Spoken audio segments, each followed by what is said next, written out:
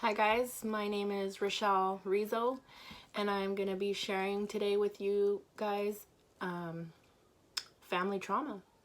I'm going to talk a little bit about it. I'm going to talk about what happened to me specifically and what I've done 24 years after. This is really hard to talk about. I have had to make this video several times already, so just bear with me. This is going to be my first ever YouTube video, so if you could please like and subscribe.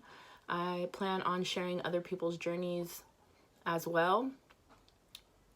I plan on sharing what they've been through, what kind of sexual abuse has happened to them, and if they have ever reported their abuser. And that it's not okay and that it's never too late to report your abusers. So once again, my name is Rochelle, and after 24 years, I reported my abuse. My abuse started when I was 8.5 years old, and it lasted until I was about 11 and a half, 12. When I was 12, I left my home and I started running the streets. You can all imagine where that got me. Thank God I could say now that I do live a good life and I am more than blessed, but I had about 20 years almost of a real struggle. And I am more than blessed, but it lasted until I was about 11 and a half, 12. When I was 12, I left my home and I started running the streets. You can all imagine where that got me. Thank God I could say now that I do live a good life and I am more than blessed, but I had about 20 years almost of a real struggle. So where do I even start? Like I said, my abuse happened when I was 8.5 years old. I was in 3rd grade. I remember because my abuser would come and pick me up from school sometimes. The kind of acts that he was doing to me was he was making me perform oral, to not get banned from YouTube, I guess we'll just say, making me perform oral on him at the age of 8.5 years old.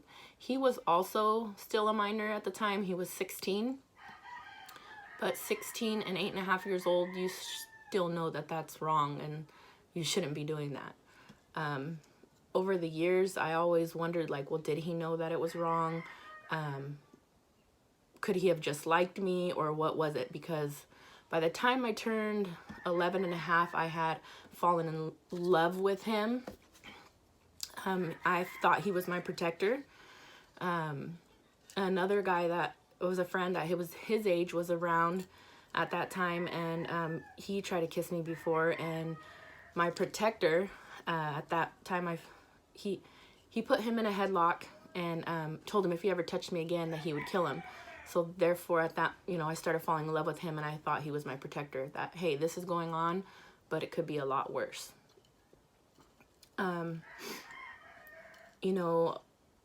When a lot of this stuff would happen, my mom would be at work. I should have been at school, but I wasn't. Or like I said, when I would go to school, he would come pick me up. And over those 3 years, it happened over 100 times. And it was always, me having to do the oral on him. And I remember when I was like 8.5 and stuff like that, like I didn't want to. I knew it was wrong. I was scared. I was alone. I didn't want to, open my mouth. Just bear with me, guys. This is pretty hard to talk about. If I smile, it's not because I think it's funny. It's because it's like a nervous smile, right?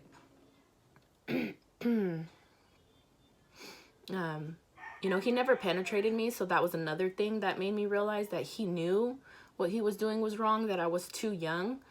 He did touch me down there a few times, maybe only about a handful of times out of those 3 years, but he, like I said, he never put his fingers like penetration.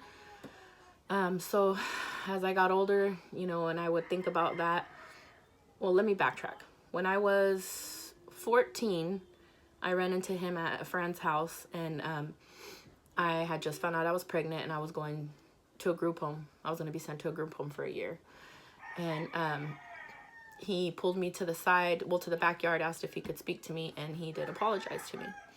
He apologized for everything he ever did to me. Because of that apology, I always felt like I was I don't want to say okay, but like I had been okay with what happened to me because I got that apology. A lot of sexual abuse survivors never get that apology from their perpetrator. You know, a little backstory on him, you know, his mother was a prostitute, and I'm sure he didn't have a good life growing up either, but it's still no excuse, especially when I was, you know, 8 years old. So let's start speaking up about what happened to us as we were children or as we were even adults. A lot of us were molested as kids, and because it was family members, we didn't say anything, or close family friends. Some of us may even feel like our parents knew about it, and therefore we didn't speak up about it.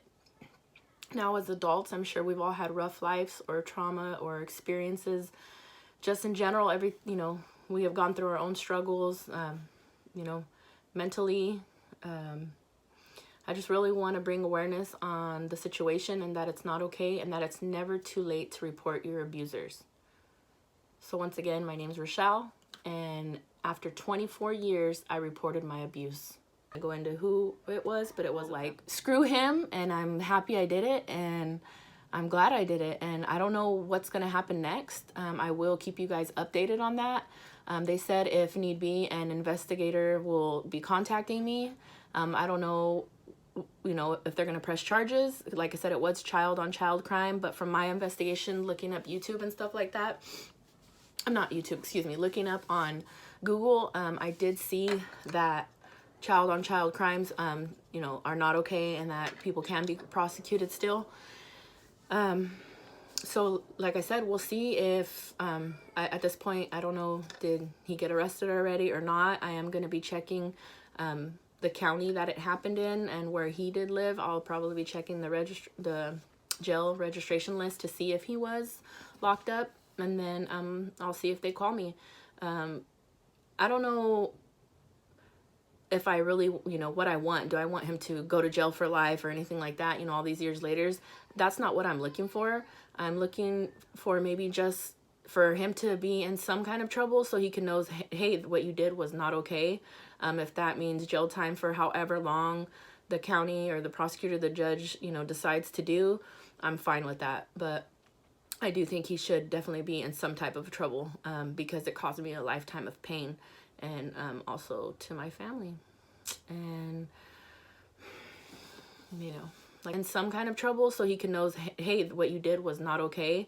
If that means jail time for however long the county or the prosecutor, the judge, you know, decides to do, I'm fine with that. But I do think he should definitely be in some type of trouble, because it caused me a lifetime of pain. You know, like I said, guys, just bear with me. It's hard to talk about, but I'm glad I'm putting it out there. My plan with this new channel is to be sharing other people like me's stories. If you have anything nice to say, please go ahead and comment. Please share this video. Like I said, I want to bring awareness and let people know that it's never too late. I see videos on TikTok all the time about people's own parents, their father, their mother, their brothers, they're, you know, sexually molesting them at a young age, and them not talking about it until maybe they're 18, 19, and 20. And, you know, I always comment like, oh, did you press charges? Well, how can I expect those people to press charges if I myself didn't press charges, you know, all these years later? All these years later. So it just goes to show you that it's never too late, and we do matter, and our feelings are valid, you know, and it's not okay. And, you know, a lot of people want to think, oh, maybe it was only me, or, you know, they're probably still doing that. You know, we were probably just the first victims.